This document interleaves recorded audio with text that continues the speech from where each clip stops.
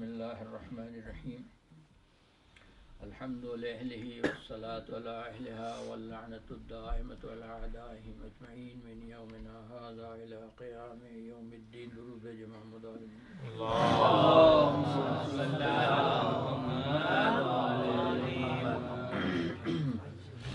والله فضل أما بعد فقد قال الله تبارك وتعالى في كلامه المجيد وهو أصدق القائلين. أعوذ بالله من الشيطان الرجيم. بسم الله الرحمن الرحيم.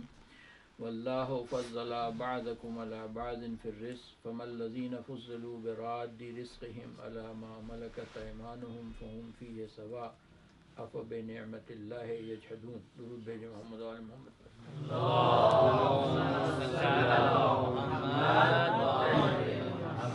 ایک مرتبہ اپنے تمام مرحومین کے لیے اور مرحوم راشد حسین صاحب ابن سید محمد جعفر نقوی صاحب کے لیے سورہ فاتحہ پڑھیں.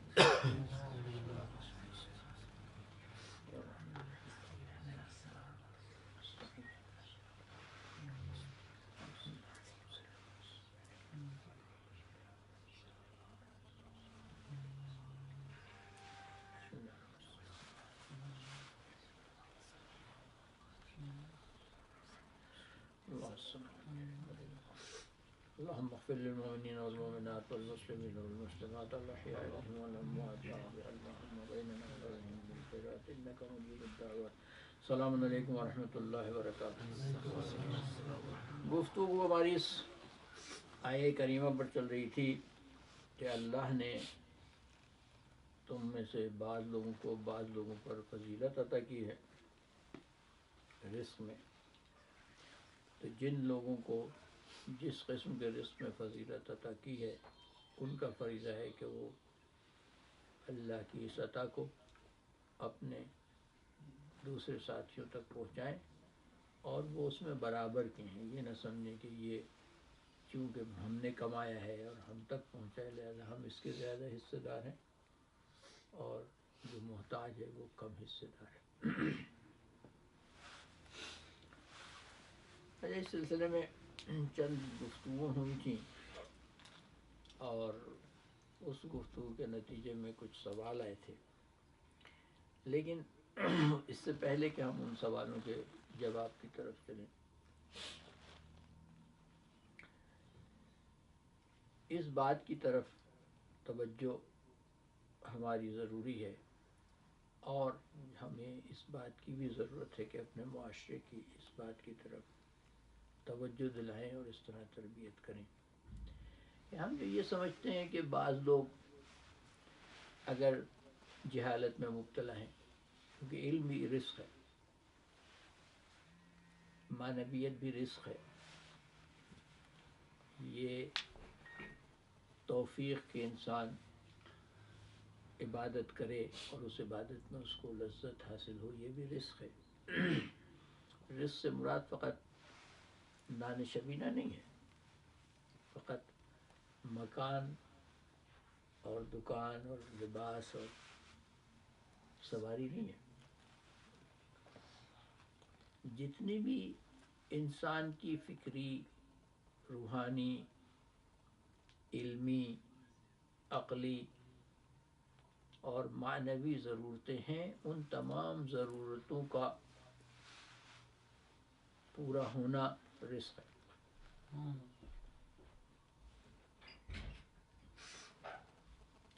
اور بحیثیت انسان کے اس بات کو بھی سمجھنا ضروری ہے کہ انسان ایک موجود عاقل و متفکر ہے.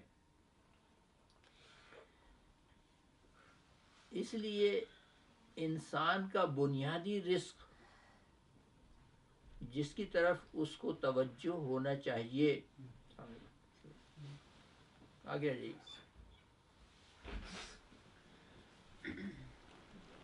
درود بھیجیں محمد.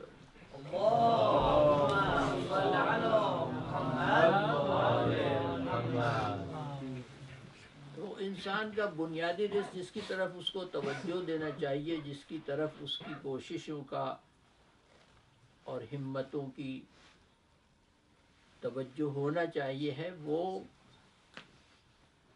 تفکر و تدبر و تعبد الہی ہے، وہ مال و دولت و پیسہ اور کھانا اور پینا نہیں ہے۔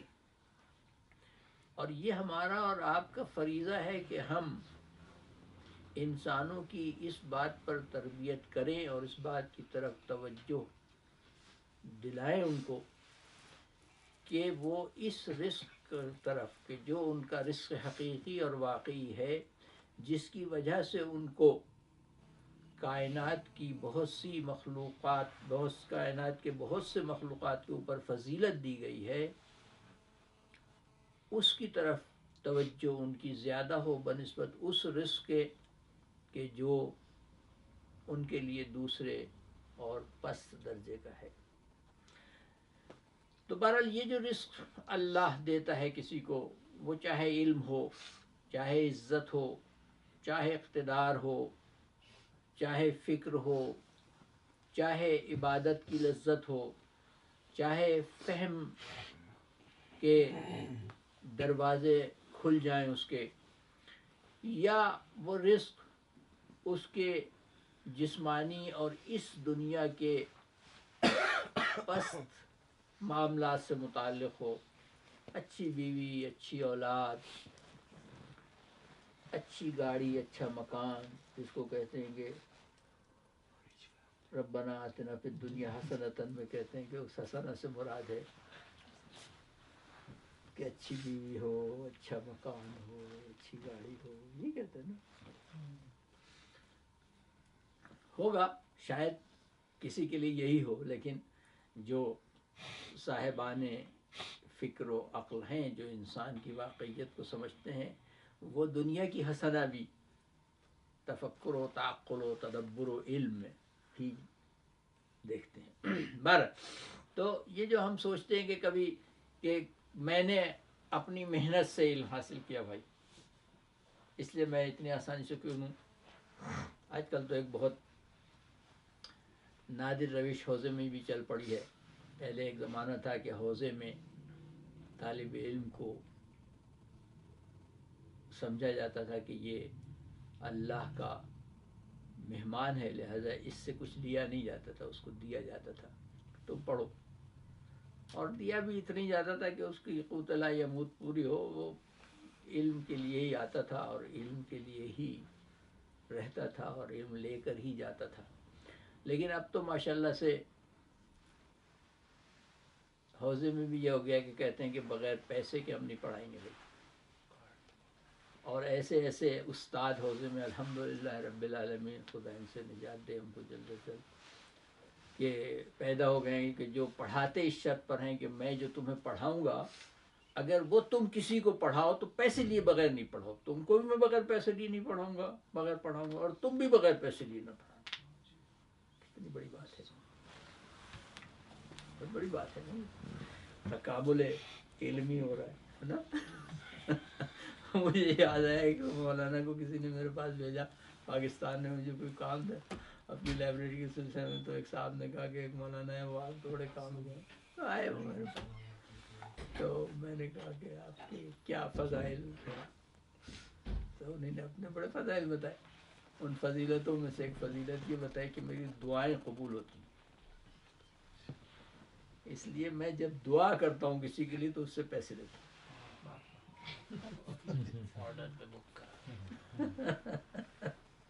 اچھا ابھی آپ دیکھیں، سنیں لطیفے کی بات سنیں آپ، تو کہنے لگے جیسے مولانا نے ایک لطیفہ سنایا، ہم بھی آپ کو لطیفہ سنا دیں، ہمارا یہ دن تو پتہ نہیں سنا ہمارا اپنا بیتا ہوا لطیفہ ہم سنا رہے ہیں۔ تو کہنے لگے کہ میں ناک کے ڈسے کا علاج کرتا ہوں، لیکن وہ میں فری میں کرتا ہوں، اور میں جنوں کو نکالتا ہوں، وہ بھی میں فری میں نکالتا ہوں۔ کیوں؟ اس لیے کہ وہ مجھے ایک ہندو نے سکھایا تھا اور شرط پر سکھایا تھا کہ جب تک تم فری میں کرو گے جب تک ہی کر سکتے ہو، جس دن تم پیسے لو گے نہیں کریں گے۔ استغفر اللہ ربی۔ ہاں میں نے کہا کہ قبلو کا آپ اپنے آپ کو کہہ رہے ہیں عالم دین ہے، اور آپ جس ہندو سے جو سیکھا ہے اس کے لیے آپ پیسے نہیں لیتے، اور وہ دعا کی جس پہ کچھ خرچ ہی نہیں ہوتا، خدا نے دی جس میں ایک چٹان کی زبان ہی آپ کو بہت چلانا ہوتی ہے، اس کے لیے آپ پیسے لیتے ہیں. یہ کون سی ہے عقل مندی آپ کی؟ کہ پھر میں کہاں سے کھاؤں، بتائیے میں کہاں سے کھاؤں؟ میں کہا سبحان اللہ، آپ اگر میں یہ آپ کو بتاؤں کہ آپ کہاں سے کھاؤں تو میں تو پھر خدا ہی ہو جاؤں گا. نہیں میں خدا ہو جاؤں گا، میں پھر بند ہے خدا نہیں رہوں. یہ نہیں خدا سے تو اب یہ حوضے میں ماشاءاللہ سے ایک رسم پڑی ہے کہ ایسے ایسے اساتید پیدا ہو گئے کہ وہ کہتے ہیں کہ دیکھو ہم تمہیں جو کچھ سکھائیں گے اس کی فیس لیں گے، اور تم پر بھی یہ واجب ہے کہ جب تم یہ کسی کو سکھانا تو فیس لے کے سکھانا، مفت میں مت سکھانا. درود بھیجے محمد علی محمد.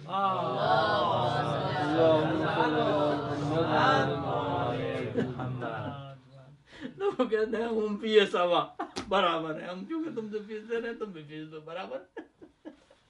خیر بارہ، تو یہ تو ایک واقعیت ہے، اور اس کی طرف آپ کی توجہ اس لیے میں دلا رہا ہوں کہ یہ جو انسان اتنا پست ہو جاتا ہے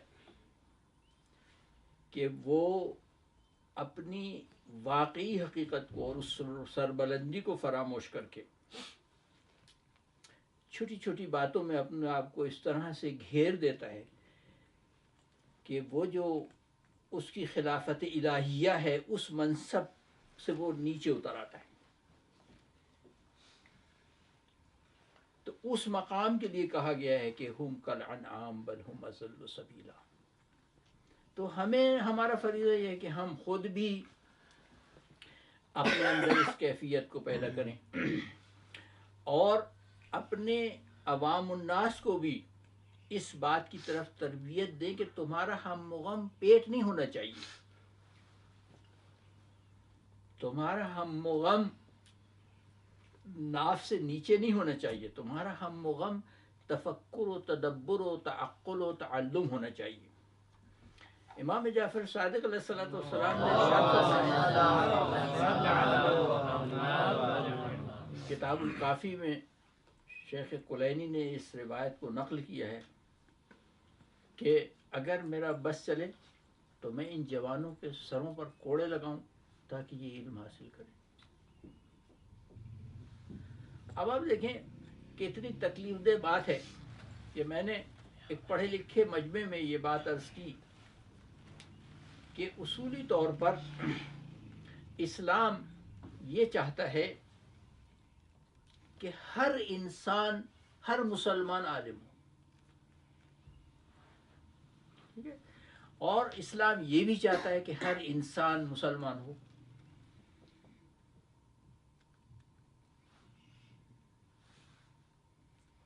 ہے نہیں؟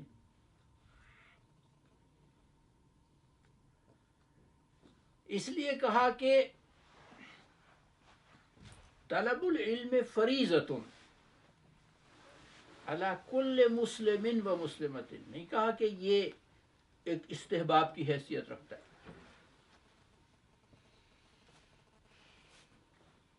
کہیں نہیں آیا کہ طلب الرزق فریضۃ، آیا کہ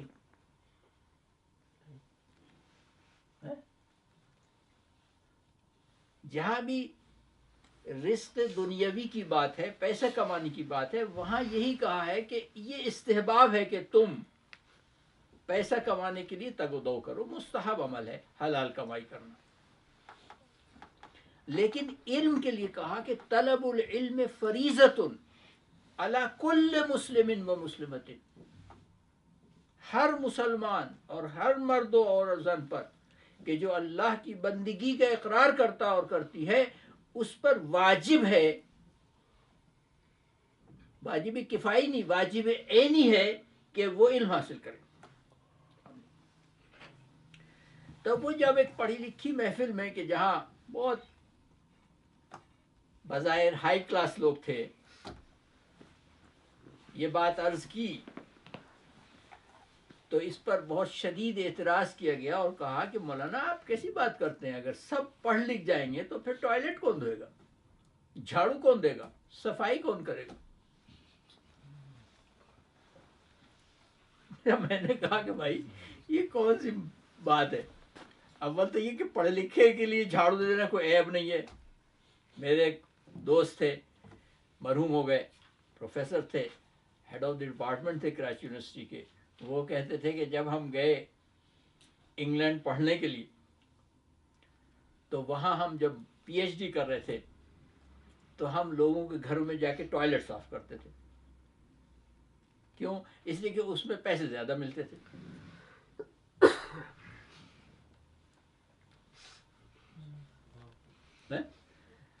تو میں نے عرض کیا کہ بھائی جب امریکہ والے اتنا پڑھ گئے کہ آپ سب جا کے ان کے کتے نہلا کے ہیں اور ان کے ٹوائلٹ صاف کر کے فخر محسوس کرتے ہیں، تو جب ساری دنیا کے مسلمان پڑھ جائیں گے تو وہ جو کافر جاہل ہیں کم وقت وہ آ کے آپ کے ٹوائلٹ صاف کریں گے.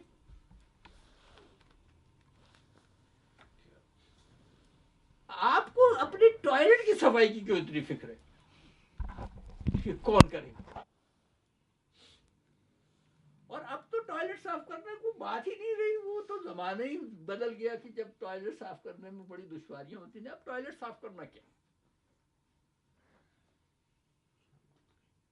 ایک بوند ڈالیے پانی میں اور وہ پانی اس میں ڈال دیجیے، ٹوائلٹ صاف ہو جائے گا. اس میں علم کی ترقی تو آسان بنا دیتی ہے نا معاملات کو.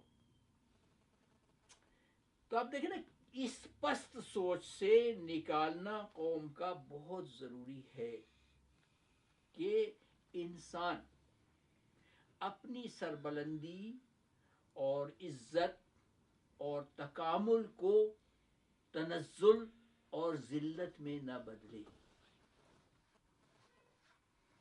جب تک اس سربلندی پر ہم نہیں آئیں گے جس سربلندی پر ہم کو پیدا کیا گیا ہے، ہم اس بات کے معنی نہ سمجھ سکتے نہ سمجھا سکتے کہ وہ ہم فی سواؤن کے کیا معنی ہیں.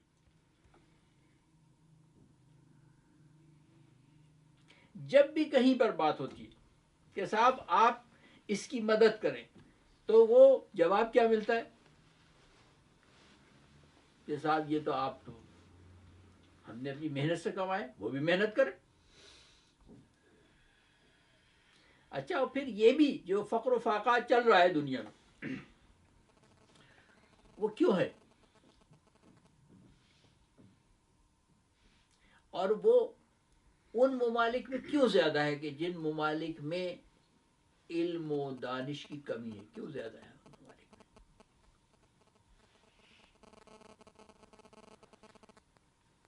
ابھی اس کربلا کے سفر میں کچھ احباب سے گفتگو ہوئی تو انہوں نے کہا ہم یہ کرتے ہیں، وہ کرتے ہیں، وہ کرتے ہیں. ہم نے کہا دیکھو، اصل مشکل جو ہماری قوم کی ہے وہ یہ نہیں ہے کہ بھوکے کو کھانا کھلا دیا جائے. اصل مشکل ہماری قوم کی یہ ہے کہ ایسے مغزہائے متفکر پیدا کر دیے جائیں قوم میں جو قوم کو 100 سال کا روڈ میپ دے سکیں، 1000 سال کا روڈ میپ دے سکیں. ہوتا کیا ہے، جب آپ 100 غریبوں کو سڑک پر بٹھا کے کھانا کھلاتے ہیں تو 100 ایسے محنتی جو محنت کر کے کھانا کھا رہے ہوتے ہیں وہ محنت چھوڑ کے اس صف میں لگ کے کھانا کھانا شروع کر دیتے ہیں، غربت بڑھنے لگتی ہے. ہم کراچی میں دیکھیں، جب سے کراچی میں یہ دسترخوانوں کا شور شروع ہوا ہے، میں کتنے آدمیوں کو جانتا ہوں جو اچھا خاصا کماتے تھے رکشہ چلا کے، ٹیکسی چلا کے، انہوں نے رکشے بیچ دیے، ٹیکسیاں بیچ دی، جا کے وہاں کام کرنا چھوڑ دیا. پلمبر تھے، اچھا خاصا کماتے تھے، 700-800 روپے روز کے کماتے تھے، 1000 روپے روز کے کماتے تھے. کمانا چھوڑ دے گا، وہاں پوری میں کھانا مل جاتا ہے، بچوں کو لیے مل جاتے ہیں، کیا کریں. لیکن اگر آپ کے پاس مغزائے متفکر ہوں تو وہ اس فقر کو اور اس تفکر کو دور کرنے کی قدرت رکھ سکتے ہیں. دیکھیے کیا ہوتا ہے، ہم کسی سے کہتے ہیں کہ بھائی یہ کام آپ کریں، یا آپ کسی سے کہتے ہیں کہ آپ یہ کام کریں، تو کہا جاتا ہے کہ صاحب اتنا جھوٹ بولا جاتا ہے کہ ہم اب یہ کام نہیں کریں. ابھی وہیں پر ایک صاحب بہت بڑی رقم لائے کہ فلاں جگہ دیں. میں نے کہا کہ بھئی آپ پاکستان میں ضرورت مند ہیں ادارے اور کام ہو رہے ہیں اچھے اچھے. اب وہاں نے کہا نہیں وہاں نہیں ہو رہا. قدرت مند قومیں کیا کرتی ہیں؟ ہم مثلا انگلینڈ جاتے ہیں، آپ نے بھی سنی ہوں گی کہانیاں، امریکہ انگلینڈ میں بہت سے لوگ ایسے ہوتے ہیں کہ جو جھوٹ بول کر حکومت سے پیسہ لیتے ہیں غربت کا، اور ان لوگوں سے زیادہ کماتے ہیں جو ٹیکس پے کرتے ہیں. ادھر سے بھی لیتے ہیں، ادھر سے بھی جھوٹی کمائی کرتے ہیں. اور ان کی تعداد، جو ان کے اعداد و شمار آتے ہیں سالانہ لندن میں، امریکہ میں، دوسرے علاقوں میں، کہ وہ لوگ کہ جو جھوٹ بول کر ماہانہ پیسہ لیتے ہیں، فری کے مکان لیتے ہیں ویلفیئر اسٹیٹ سے، ان کی تعداد 50 سے 70% تک ہوتی ہے.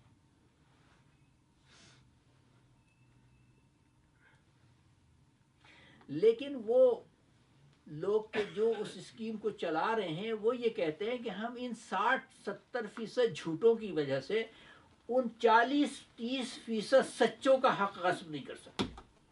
دیکھیں آپ علم کہاں تک پہنچاتا ہے انسان کو.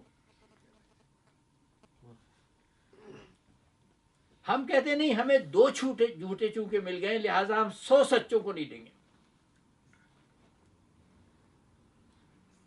ہمارا معیار یہ ہے کہ چونکہ ہمارا 2 جھوٹوں سے واسطہ پڑ گیا ہے لہٰذا ہم 100 سچوں کو نہیں دیں گے. وہ کہتے ہیں نہیں، ہم 30% سچوں کی وجہ سے 70% جھوٹوں کو پال لیں گے. کبھی تو ان کو غیرت آئے گی.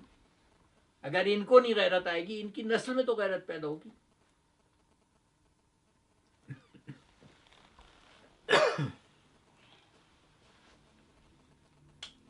حالانکہ یہ کام تو ہمارے ائمہ نے ہم کو بتایا تھا نا، ہمیں کرنا چاہیے تھا. جہاں پر کھانے پینے کی بات آتی ہے وہاں کہتے ہیں کہ یہ سوق المسلمین ہے، اس میں کچھ نہ پوچھو، کھا لو بھائی، سب حلال ہے، سب حلال ہے. جہاں پر دینے کی بات آتی ہے وہاں کہتے ہیں یہ دھوکے باز ہے، اس لیے ہم نہیں دیں گے. چونکہ مجھ سے ایک آدمی نے 10 دفعہ اپنی ماں کو بیمار کر کے آپریشن کروا کے پیسے لیے ہیں لہٰذا اب میں کسی کو بھی اس کی ماں کے آپریشن کے پیسے نہیں دوں گا. کیونکہ ایک آدمی نے 10 آدمیوں سے جا کر اپنے ایک آپریشن کے لیے پیسے لیے ہیں لہٰذا اب میں کسی کو بھی آپریشن کے لیے پیسے نہیں دوں گا. کیونکہ ایک آدمی نے اپنی فیس کے لیے 10 آدمیوں سے پیسے لیے ہیں لہٰذا اب میں کسی کو بھی فیس نہیں دوں گا. یہ بہت پست ہے فکر، یہ بہت پست فکر ہے. یہ دانشمندانہ فکر نہیں ہے.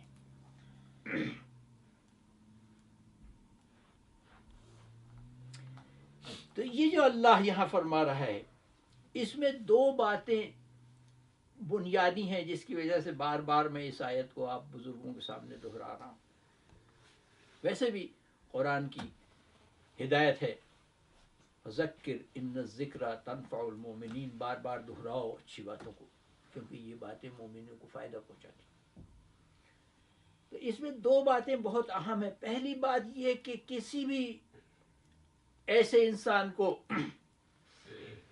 کہ جو اپنے آپ کو خدا کا بندہ سمجھتا ہے، مسلمان ہو یا نہ ہو کی بات نہیں ہے، جو یہ سمجھتا ہے کہ اس کا کوئی خالق ہے، اس کو یہ سمجھنے کا حق نہیں ہے کہ وہ یہ سمجھے کہ جو کچھ اس نے کمایا ہے، وہ عزت ہے، وہ علم ہے، وہ دولت ہے، وہ مال ہے، وہ اولاد ہے، جو کچھ اس نے کمایا ہے وہ اس نے اپنی محنت سے کمایا ہے.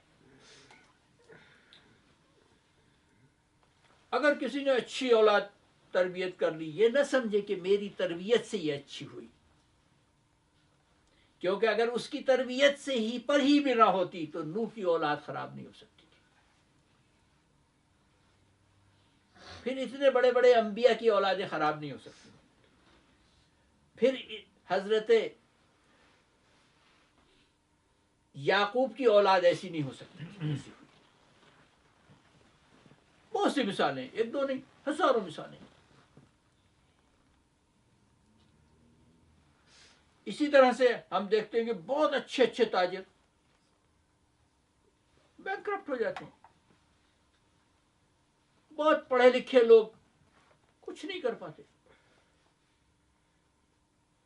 ایک آدمی کم پڑھتا ہے لیکن ایک مفید زندگی گزارتا ہے، اچھے شاگرد تربیت کر کے چلا جاتا ہے. ایک آدمی کم پڑھتا ہے، اچھی کتابیں لکھ کے چلا جاتا ہے. ایک آدمی بہت پڑھتا ہے، کوئی نتیجہ نہیں دے پاتا. جیسے عورتیں بانجھ ہوتی ہیں، جیسے مرد بانجھ ہوتے ہیں، ویسے علماء بھی بانجھ ہوتے ہیں، ویسے عقلاء بھی بانجھ ہوتے ہیں، ویسے ماں باپ بھی بانجھ ہوتے ہیں، نہیں اچھی تربیت کر پاتے لیکن اولادیں اچھی نکل آتی ہیں. اس میں شعور ہی نہیں ہوتا. تو یہ جو اب ایک نیا دور آیا ہے کہ صاحب نہیں، ہم اولاد اس لیے نہیں پیدا کریں گے کہ ہمارے پاس ان کو کھلانے کے لیے کچھ نہیں ہے، ابھی ہماری اپنی تربیت نہیں ہوئی ہے، اگر زیادہ بچے پیدا کیے تو ان کی تربیت کیسے کریں. سب بیکار کی باتیں، سب بیکار کی باتیں.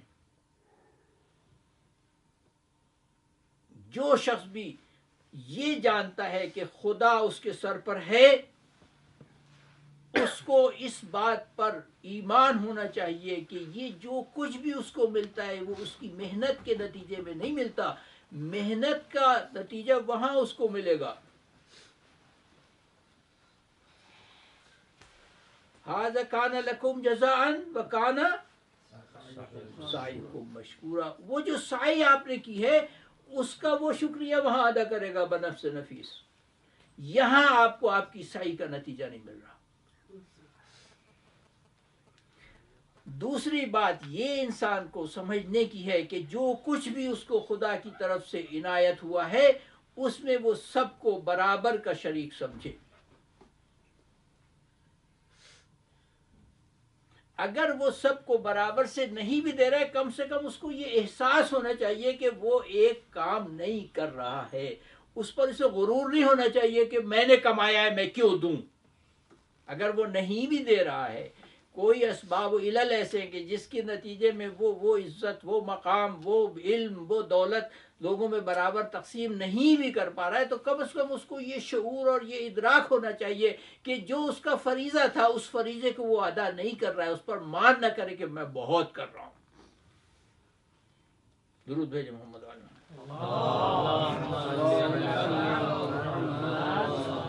اور پھر یہ چیزیں ایسی نہیں ہیں کہ جو فقط خیالی ہوں.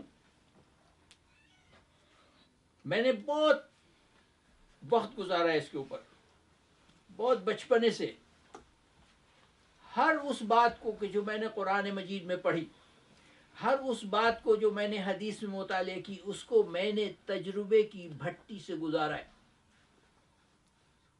اور میں آپ کو یہ چیلنج کے ساتھ کہتا ہوں کہ قرآن کی کسی بھی آیت کو آپ اپنی زندگی میں اگر تجربہ کرنے کی کوشش کریں گے تو آپ اس کو اتنا سچا پائیں گے جیسا آپ کا بولنا. وَفِي السَّمَاءِ رِزْقُكُمْ، بلندیوں میں ہم نے تمہیں رزق عطا کیا. وَإِنَّهُ لَحَقٌّ مِثْلَ مَا أَنَّكُمْ تَنْطِقُونَ، یہ اتنی سچی بات ہے جیسے تمہارا بولنا. تو آپ اس کو دیکھ لیجئے اپنی زندگی میں تجربہ کر کے کہ آپ ایک کام میں کوشش کرتے ہیں، ناکام ہو جاتے ہیں. میں نے 40 صفحے کی رپورٹ پڑھی ہے ناسا کی، جس میں انہی نے اپنی ناکامیوں کا ذکر کیا، اور انہی نے اس رپورٹ میں یہ لکھا ہے کہ ہماری ایسی کوششیں ناکام ہوئیں خلا میں جانے کی، چاند پر پہنچنے کی، کہ جس کے لیے ہم کو یقین تھا کہ یہ کبھی ناکام ہو ہی نہیں سکتی. اور جب ہمارا خلا پر پہلا انسان اترا ہے، ہم کو یقین ہی نہیں تھا کہ یہ اتر پائے گا، لیکن اتر گیا.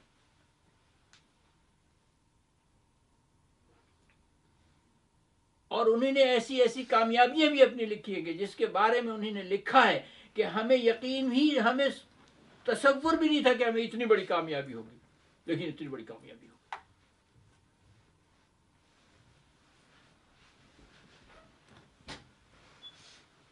تو آپ بھی اگر اپنی زندگی میں، السلام علیکم، ادھر تشریف،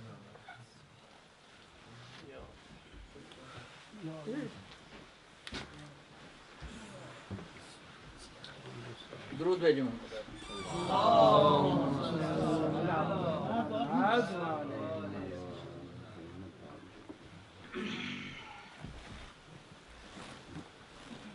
جسارت ہے آپ کی بیان کی جاری. درود بھیجو محمد والے محمد.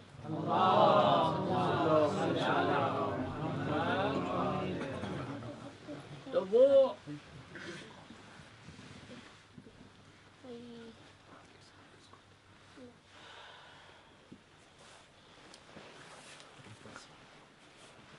تو عرض یہ کر رہا تھا کہ یہ جو بات ہے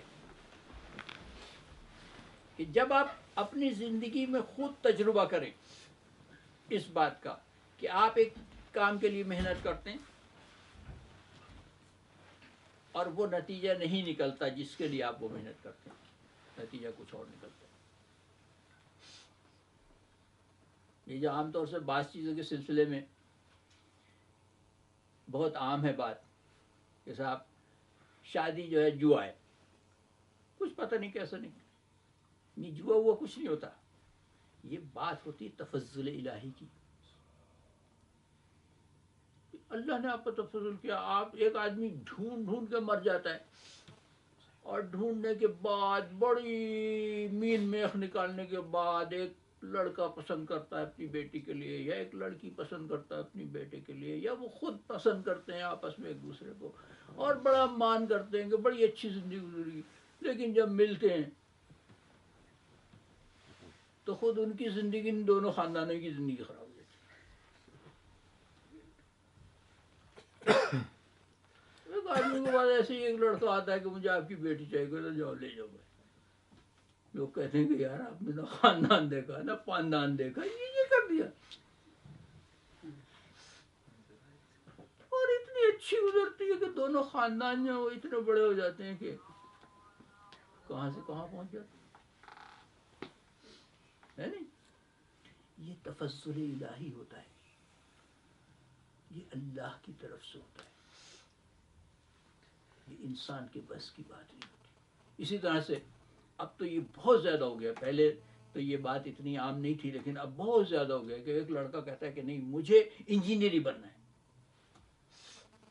باپ سمجھا سمجھا کے تھک جاتا ہے، ماں باپ سمجھا سمجھا کے تھک جاتے ہیں، استاد سمجھا سمجھا کے تھک جاتے ہیں کہ بیٹے آپ انجینئر نہیں بن سکتے. کہتا نہیں مجھے انجینئر بننا ہے. اور وہ انجینئرسٹی میں چلا جاتا ہے، انجینئرنگ پاس کر لیتا ہے. پاس کرنے کے بعد کہتا نہیں مجھ سے انجینئرنگ نہیں چلتی، کچھ اور بن جاتا. ایک بہت بڑے آئی ٹی کے افسر نے مجھے بتایا کہ مولانا آپ حیرت کریں گے کہ جن لڑکوں نے آئی ٹی میں ماسٹرز کیا ہے وہ ہمارے پاس نہیں آتے، وہ پتہ نہیں کہاں چلے جاتے ہیں. کوئی کو بینک میں لگ جاتا ہے، ایم بی اے کر کے کسی اس کا انچارج بن جاتا ہے، مینیجنگ ڈائریکٹر بن جاتا ہے کسی کمپنی. ہمارے یہاں جو لڑکے آئی ٹی میں کام کر رہے ہیں اکثر ماسٹرز ہیں آرٹس میں اور بہت اچھا کام کر رہے ہیں. تو یہ کیوں ہوتا ہے؟ ایک آدمی ضد کرتا ہے کہ نہیں مجھ کو تو یہی بننا ہے، لیکن جب وہ وہاں تک پہنچتا ہے بس پہنچ جاتا ہے.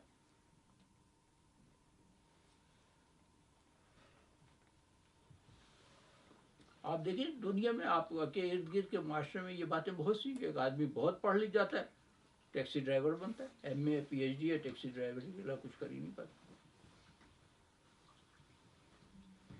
ایک آدمی انٹرمیڈیٹ کر کے اسکول میں ماسٹر بنتا ہے، پڑھتے پڑھتے پڑھتے پڑھتے یونیورسٹی کا پروفیسر بن جاتا ہے، وائس چانسلر بن جاتا ہے یونیورسٹی. خود میرے کتنے ایسے ساتھی تھے کہ جنہیں نے میٹرک کرنے کے ساتھ بینک میں چپراسی کی نوکری لی اور شام کو وہ ٹیوشن پڑھ کے انہیں نے ماسٹرز کیا اور بینک کے مینیجر بن گئے.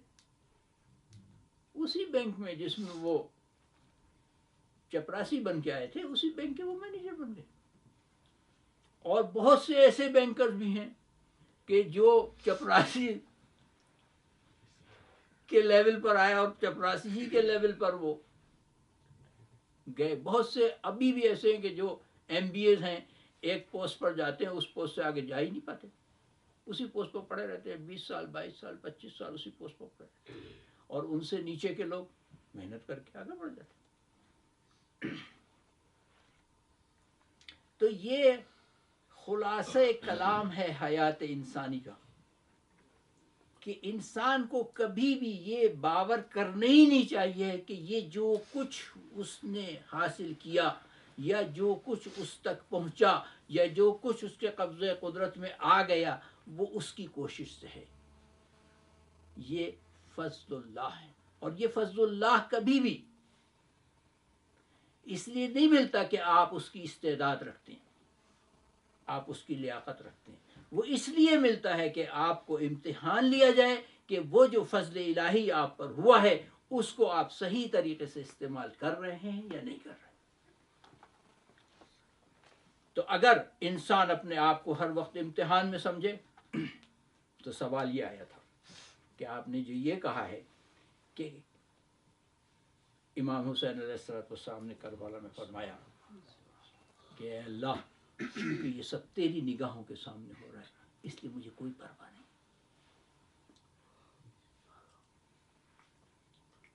तो वो दोस्त आए नहीं जिन्होंने ये सवाल किया था, लेकिन 12 सवाल उन्होंने मुझे भेजा कि ये बताइए कि हम अमली तौर पर कैसे इस मरहले पर पहुंचे। उसका जवाब यही है कि जब आप अपने आप को ये समझ लें कि आप इम्तिहानी कमरे में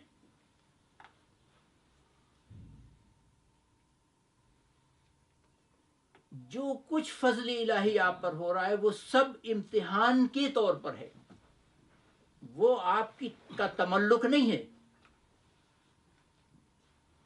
वो आपके इख्तियार में नहीं आया है, वो आपको दिया इसलिए गया है कि ये देखा जाए कि अस्सलाम वालेकुम तशरीफ दुरूद भेजो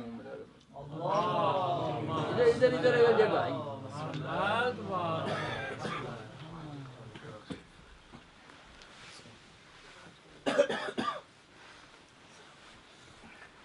एक मतलब फिर दुरूद भेजो।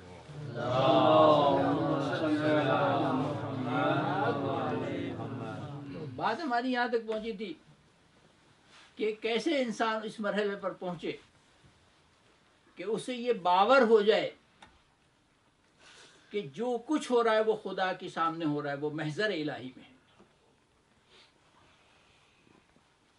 तो इस आयत के ज़ैल में हम ये गुफ्तगू कर रहे थे कि ये जो आयत है कुरान मजीद की, बिस्मिल्लाहिर्रहमानिर्रहीम, वल्लाहु फज़्ज़ला बअज़कुम अला बअज़िन फ़िर्रिज़्क़ फ़मल्लज़ीना फ़ुज़्ज़िलू बिरद्दि रिज़्क़िहिम अला मा मलकत अयमानुहुम फ़हुम फ़ीहि सवा, कि ये जो कुछ हम तुम्हें देते हैं ये फजल के तौर पर है। तो जब इंसान ये बावर कर ले कि अल्लाह ने जो कुछ उसे दिया है वो अल्लाह की मेहरबानी है, फजल है, इनाम है, वो उसका इस्तेकाक नहीं है, और वो फजल उस पर किया इसलिए है कि उसे इम्तिहान में डालना है, कि देखना यह है कि वो इस फजल को कैसे इस्तेमाल करता है। इसलिए हदीस में मुख्तलिफ मकामात पर यह बात आई है कि अल्लाह बंदे मोमिन को इम्तिहान में मुख्तलिफ तरीक़ों से डालता है। कुछ लोग ऐसे होते हैं कि जिनको अगर वो गुर्बत के इम्तिहान में मुब्तला करे तो वो नाकाम हो, इसलिए उनको सरवत के इम्तिहान में मुब्तला करता है। तो ऐसा नहीं है कि किसी को अगर सरवत मिली तो आप समझे वो इम्तिहान में नहीं है। हम लोग तो ये समझते हैं ना कि जो फ़कीर हो गया वो इम्तिहान में मुब्तला हो गया, जो मरीज़ हो गया वो इम्तिहान में मुब्तला हो गया, जो मुश्किल में फंस गया वो इम्तिहान नहीं। ये जो राहत है, ये जो सेहत है, ये जो इल्म है, ये जो आपको इज़्ज़त खुदा ने दी है, ये जो बहुत से लोगों के ऊपर आपको फजीलत दी है, ये सब रिज़्क़ इलाही है, फजल इलाही है, ये सब का सब इम्तिहान है। तो जब इंसान ये बावर कर ले कि वो हालत इम्तिहान में है तो उसको ये बावर होता है कि इस इम्तिहान में कोई देखने वाला नाजिर है, क्योंकि कमरा इम्तिहान बगैर नाजिर का नहीं होता।